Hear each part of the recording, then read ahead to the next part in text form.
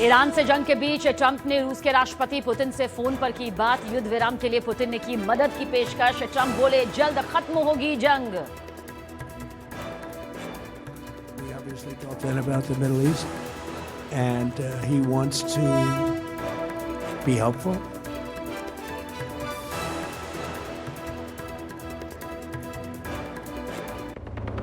जंग के बीच तेल सप्लाई पर ट्रंप का बड़ा फैसला। तेल खरीद के लिए रूस समेत कई देशों से हटाए सारे प्रतिबंध।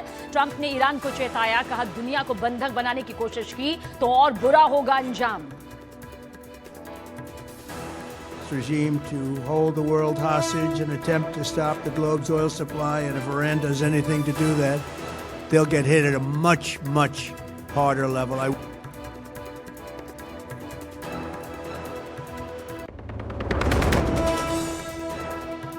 गैस की किल्लत के बीच केंद्र सरकार ने बदले एलपीजी बुकिंग के नियम। अब 21 की बजाय 25 दिन बाद मिलेगा दूसरा सिलेंडर। पेट्रोलियम मंत्रालय ने रिफाइनरीज को दिए प्रोडक्शन बढ़ाने के निर्देश।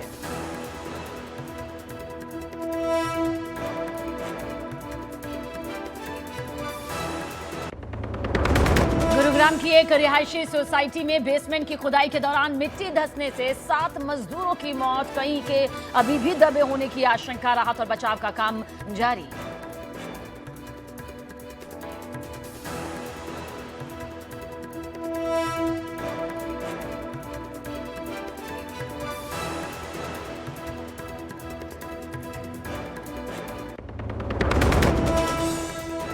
संसद में आज बेहंगामे के आसार। लोकसभा स्पीकर के खिलाफ कांग्रेस के प्रस्ताव पर हो सकती है चर्चा की शुरुआत। सरकार की तरफ से 9 सांसद लेंगे हिस्सा। अमित शाह भी रख सकते हैं अपनी बात।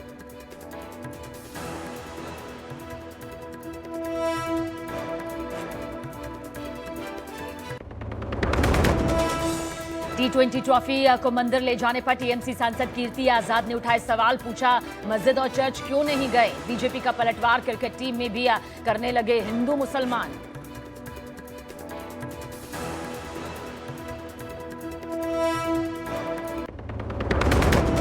दिल्ली के उत्तम नगर मर्डर केस में मुख्य आरोपी सायरा समेत 14 लोगों की गिरफ्तारी। होली के दिन मामूली विवाद के बाद की गई थी हत्या। न्यूज 18 इंडिया से बोली मृतक तरुण की मां, जितने पकड़े गए उनके घर टूटने चाहिए।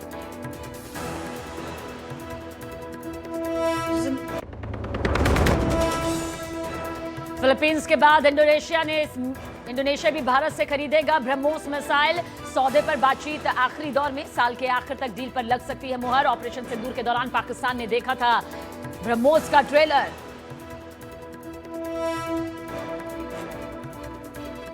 पतंजलि गाय का घी, मां का भरोसा, प्यार से परोसा। सह प्रायोजक वीनस टूल्स, क्वालिटी जिसपे देश करे भरोसा। Venus tools.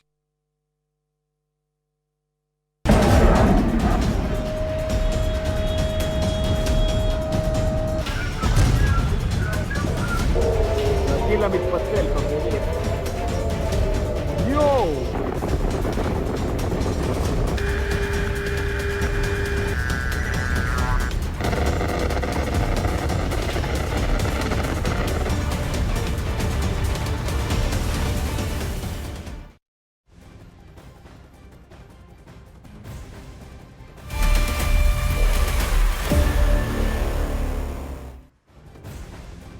नमस्कार, सुबह के 6 बज चुके हैं। आप देख रहे हैं न्यूज 18 इंडिया। आपके साथ मैं हूं सबीना तामंग देशमुख और आज की शुरुआत ईरान जंग पर अब तक की सबसे बड़ी अपडेट के साथ, खबर के साथ, जहां तमाम हलचल के बीच अब से कुछ घंटे पहले अमेरिकी राष्ट्रपति डोनाल्ड ट्रंप ने रूस के राष्ट्रपति व्लादिमीर पुतिन को फोन किया।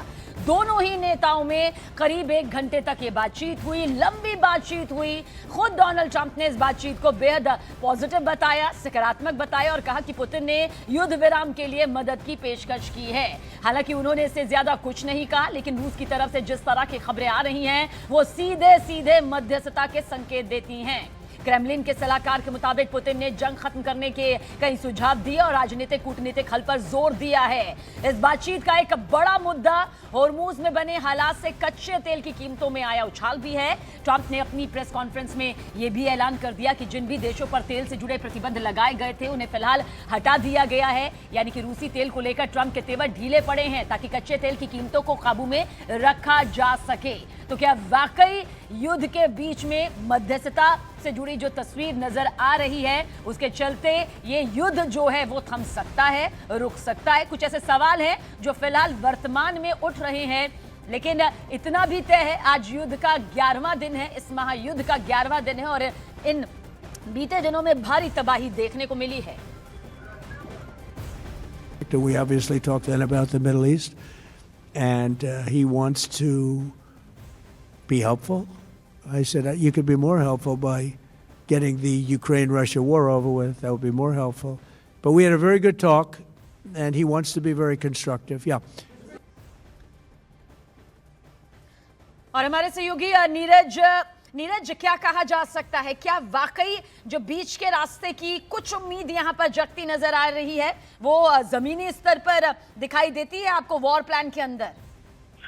सबीना, देखिए, अमेरिकी राष्ट्रपति डोनाल्ड ट्रंप और राष्ट्रपति पुतिन के बीच करीब 1 घंटे की बातचीत हुई और इस बातचीत में सबसे मुख्य मुद्दा तो रहा है यूक्रेन युद्ध का, लेकिन दूसरी तरफ ईरान युद्ध को लेकर भी दोनों नेताओं के बीच बातचीत हुई। और बिल्कुल आपने ठीक कहा कि राष्ट्रपति पुतिन ने ये पेशकश की है कि ये विवाद जो हो, पश्चिम एशिया का जो संकट है वो हल हो, लेकिन ट्रंप ने अपने प्रेस ब्रीफिंग के दौरान ये कहा कि ये ज्यादा हेल्पफुल होगा कि यूक्रेन संघर्ष खत्म हो। तो यानी ये भले ही दोनों नेताओं के बीच 1 घंटे की बातचीत हुई है, लेकिन ये इस बातचीत के बाद अगर ये कोई उम्मीद लगाए कि पश्चिम एशिया का संकट खत्म हो जाएगा, जो युद्ध चल रहा है वो खत्म हो जाएगा, इस बात की उम्मीद फिलहाल कम है, क्योंकि ट्रंप बार बार इस बात पर जोर दे रहे थे। उन्होंने अपने प्रेस ब्रीफिंग के दौरान ये भी बताया कि कैसे ईरान पर अमेरिका की तरफ से बमबारी की गई है, कैसे अब तक बड़ी संख्या में उनके जहाज डुबोए गए हैं। तो एक तरफ ट्रंप की तरफ से साफ इशारा किया गया कि आने वाले वक्त में ईरान पर हमले तेज किए जाएंगे, और एक तरह से वो ये भी दावा कर रहे थे कि ईरान की ताकत को 90% तक नष्ट किया जा चुका है। तो ऐसे में अगर आप ये उम्मीद लगाए कि इस फोन वार्ता के बाद ये युद्ध खत्म होगा, इस बात की त्वरित उम्मीद कम है। बहुत बहुत शुक्रिया जानकारी के लिए आपका, हमारे सहयोगी नीरज पूरी तफसील से इस घंटे की जो बातचीत हुई है जानकारी देते हुए। देखिए इस बीच ऑयल सप्लाई पर ट्रंप की ईरान को क्या चेतावनी सामने आई है, वॉर ब्रेकिंग के जरिए ये भी आप तक पहुंचा देते हैं। जहां डोनाल्ड ट्रंप ने दुनिया को बंधक नहीं बनाने देंगे कहा है, ट्रंप ने यह भी कहा कि ईरान ने ऑयल शिप रोके और ज्यादा तो अंजाम और भुगतना उससे होगा, ईरान को पहले से ज्यादा बड़ी मार मारेंगे, ये भी डोनाल्ड ट्रंप की तरफ से कहा गया है। दुनिया में ऑयल की कमी यानी कि तेल की कमी नहीं होने देंगे।